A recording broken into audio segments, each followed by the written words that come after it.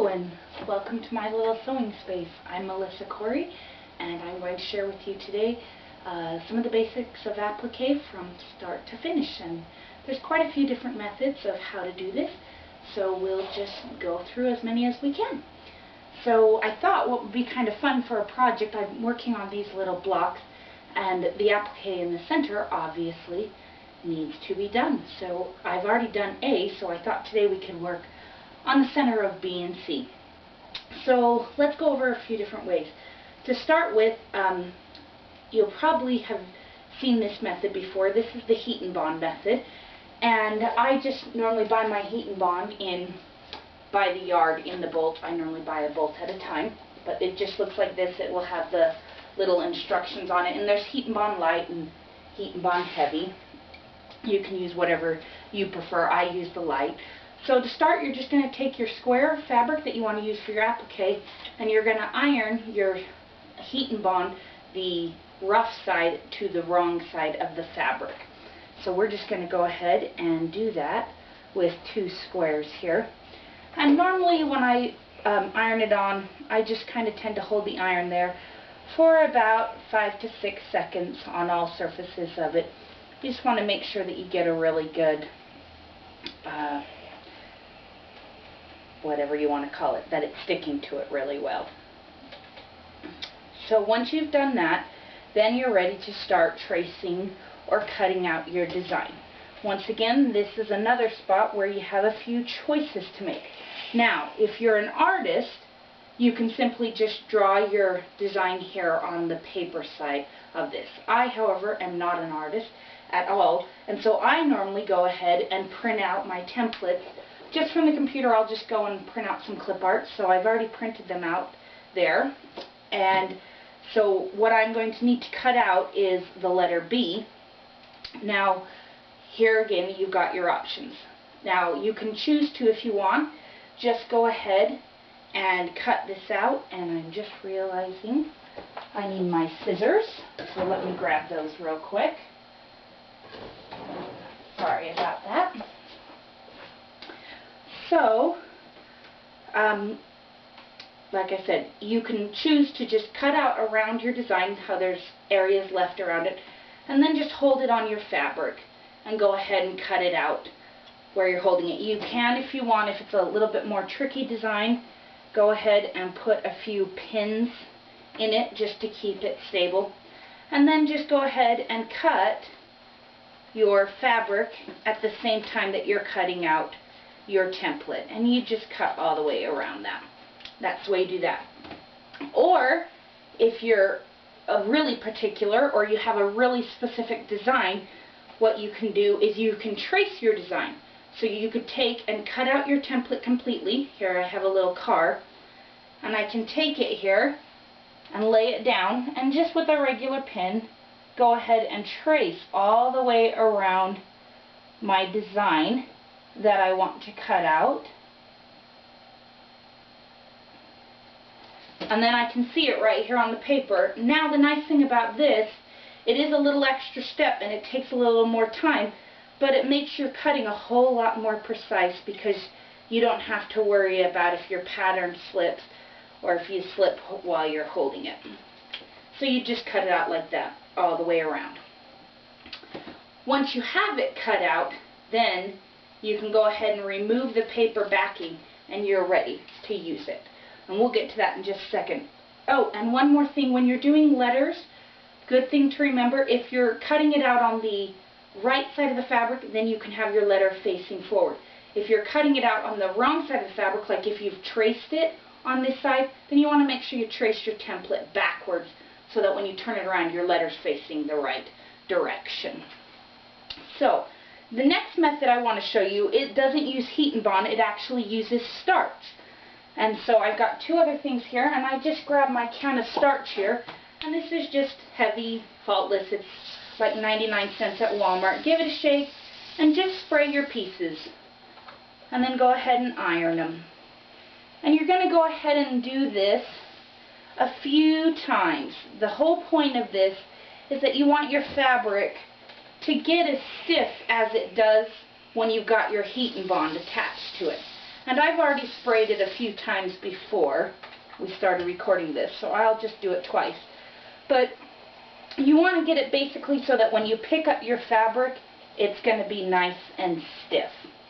So, now you're ready to cut on it. You don't need to apply anything. If you're an artist, once again, you can just go ahead and draw your design on the back of your fabric and cut it out. Or, once again, same as before, you can lay your template out. This time it's a butterfly.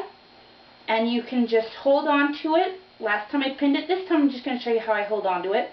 I just hold on to it, kind of pinch it between my fingers, and just go around and cut out your applique. Like so. That's the start of it. Alright, and then, same type of thing, if you've got a more specific thing like a letter, this time, and I want to go ahead and trace it. Now obviously I don't have the paper trace on, so I'll just trace it on the wrong side, and because it's the wrong side, I'm going to go ahead and turn my letter template around backwards when I go to trace it. This is like I mentioned before, that general rule. And you just go ahead and trace it on your fabric. You can use a regular pin, or if you prefer, if you're worried about your pin lines showing through, you can use a erasable fabric marker, either the kind that disappear with air over time or the kind that disappear with water. And then once again, you're just going to take and cut out your design following the line of the fabric, just like we did before. That type of thing. One other way to cut out your fabric, and this is kind of a newer way, and I'm lucky enough to have one of these. If you've seen these machines, they're called the slice machine. They were originally created for scrapbookers, but I found, and through reading a few articles online, that they work really great as well for cutting out applique. And all you do, there's a little glass mat with it, and they have glue that comes with it, but this stuff is a lot less expensive and lasts a lot longer. It's Easy Tack repositional adhesive, and I spray that glass and then let it sit for about 5-10 minutes till it's nice and tacky. And then you do want to use the heat and bond as well with this because it helps to stick to the tacky. Take your paper side off and go ahead and lay it on and stick it really nice and good so you can see it stuck there. And then all I do is just set my cutter on top of the glass board, select the size. They have so many design cartridges to choose from, and then just tell it to go ahead and cut.